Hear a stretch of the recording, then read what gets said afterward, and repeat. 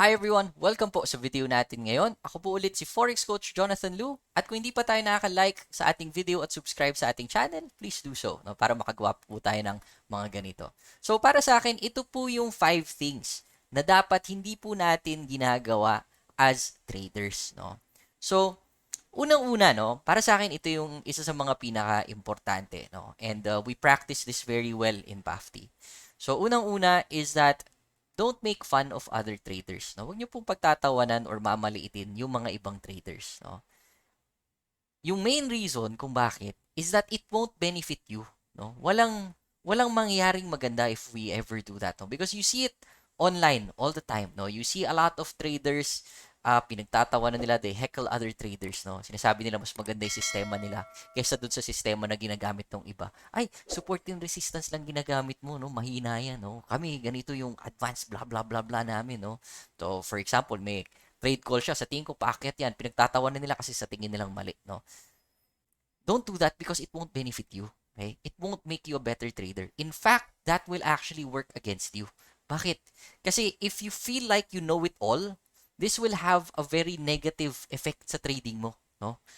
Kasi mabibuild mo dyan yung bad habit of being arrogant and thinking that you will always be right.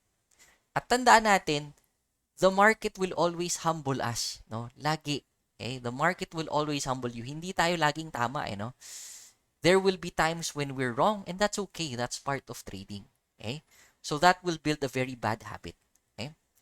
And to be honest, this is one of the clearest indications, so para sa akin, na alam kong hindi tunay na full-time trader yan. No? Kapag may isang trader na pinagtatawanan yung iba, alam ko na kagad, hindi yan full-time trader.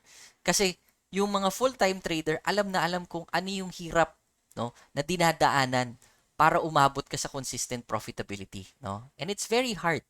And we will never laugh at people who are trying to better themselves.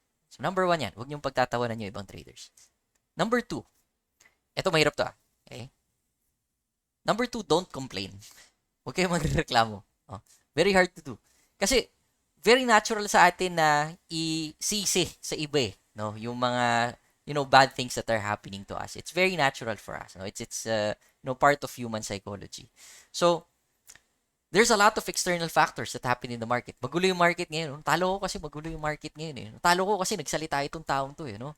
Ang pangit naman ng tinuro sa akin dito. No? Yan yung kasalanan kung bakit ako nasunugan ng account. Or for example, may sinundan ako isang trader. No? Tapos tinaray ko yung trade niya, nasunog naman akong pangit. No? So, it happens to us a lot of times. Okay? So, don't complain. Focus on yourself. Okay? Focus on your trading plan because that is what matters. Tandaan natin that the market will move on its own with or without us. Okay? So, ang kalaban mo dito actually ay ikaw. Focus on the factors that you can control, which is you, your trading plan, and your reaction kapag gumalaw yung market. Yun ang kaya mong kontrolin. Yung reaction mo sa market at saka yung disiplina mo. Okay? Pain and discomfort is part of the process. No? Huwag tayong, don't pull away from it. Huwag mong isisi sa iba yung pain and discomfort. That is part of progress. That is part of growth. If you're feeling that, then that's part of your growth as a trader. Kasama talaga yun. Okay? So don't complain. Focus on yourself and your trading plan and your reaction to the market. Number 3, don't look at results per trade. No? Huwag niyong titignan yung resulta ng trades nyo, no? Kada trade, for example, uy, nanalo ako ngayon, uy, natalo ako ngayon, uy, panalo ako ngayon. Huwag ganun. Kasi ang mangyayari doon, you will become very emotional. Magiging attached ka kada trade, no? You will experience highs, no? Kapag kumikita ka and you will experience lows naman kapag natatalo ka. Hindi dapat ganoon. You should take a look at it from a very objective point of view. Titignan mo, okay, this week panalo ba ako or talo? No? Okay, talo ako. Bakit kaya? Ano yung mga talo ko na trades? No? Pero alam mo, next week, uy, panalo ako this week. Bakit kaya ako nanalo? No? Ano yung mga profitable trades ko? You take a look at this month. Okay, this month, break even lang pala ako. Wala pala akong kinita. No? Wala din ako natalo.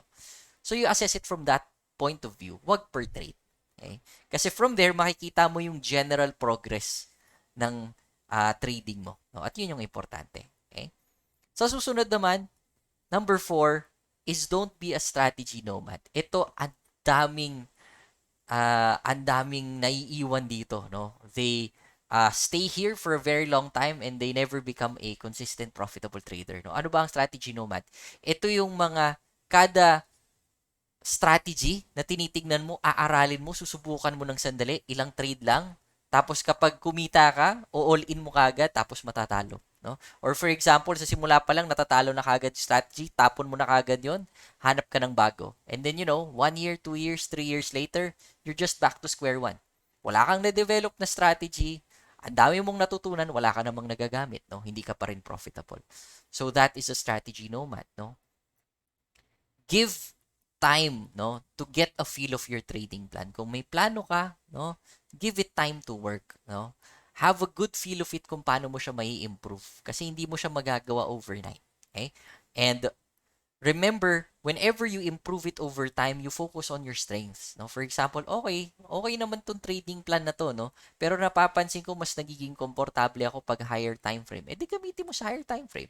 Or for example, mas nagiging komportable ako kapag gold line tinitrade ko. Kapag yung mga iba naguguluhan ako, eh dito ka mag-focus, no?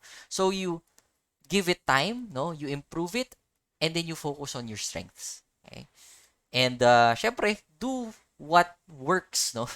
Tignan mo kung ano yung gumagana. Kasi may data ka naman eh. May trading plan ka, may trading journal ka, no? Do what works and keep on it, no? Work hard on that, no? Yun yung improve mo. Okay? And then lastly, number 5 is don't set a specific profit target per day.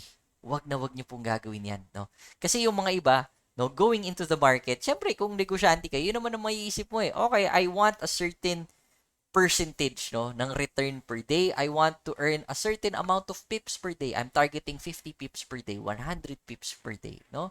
I want 1% per day, 5% per week, etc., etc., no? Don't set a specific target, no? Bakit? Even though this sounds very smart to do, okay, it's actually not kapag nagtitrade ka. Kasi ang mangyari dito, this will force trades. Mapipilit mo yung sarili mo na abutin yung target kapag hindi mo siya naaabot. And what happens normally is that the opposite happens. No? Lalo ka pang natatalo. It kind of puts you in a deeper hole. So kapag hindi maganda yung trade setup, wala talaga tayong trade. Wala tayong magagawa. So you shouldn't put a specific target. No? So just take what the market gives you. Kung anong setup lang yung meron tayo. Yun lang. Alright? So again, those are the 5 things, no, that you shouldn't do as a trader. Don't make fun of other traders. Okay? It won't benefit you in any way. Number 2, don't complain. Okay? Kasi focus ka lang sa sarili mo. The market will move without you, with or without you. Number 3, don't look at results per trade. No? Take a look at it from a general perspective. No? Yung general progress mo. Number 4, don't be a strategy nomad. And number 5, don't set a specific profit per day. Alright, so para sa akin, those are the 5 things that you shouldn't do as a trader and hopefully makakatulong yan sa ating journey towards consistent profitability. Anyway, maraming salamat. Kayo po, what do you think other traders shouldn't do, no, para mas ma-improve yung kanilang journey, no, as traders, no? Let me know sa ating comment section below. And again, kung hindi pa po kayo nakaka-like sa ating video at subscribe sa ating channel, please do so. And if you also want any future videos to be made, just comment so that we also know kung ano yung mga gagawin namin in the future, no? I hope to see you guys live every 9 p.m. sa ating live trading sessions, no? Dito naman sa ating YouTube at Facebook page din. Alright, so anyway, thank you everyone and see you on the next video. Bye-bye.